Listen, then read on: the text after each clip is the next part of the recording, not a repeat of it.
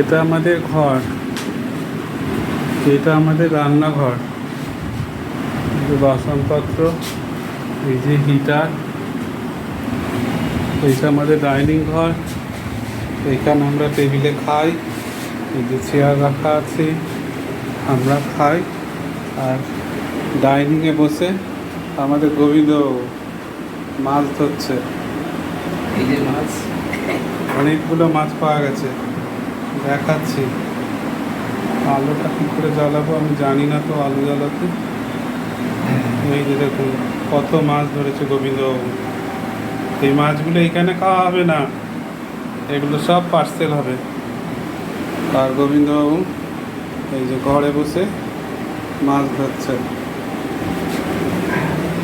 বাইরে একটা বেরোবার একটা এক চিলতে দরজা আছে, এই দরজার পাশে একটু জল জমেছে। কিভাবে গোবিন্দবাবু মাছগুলোকে ডেকে নিয়ে এসছে এখানে, তারপর ধরা হচ্ছে।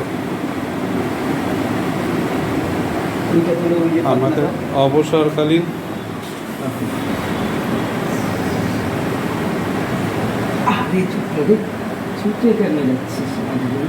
অবসরকালীন সময় আমরা খানিকটা এইভাবেও স্পেন্ড করি।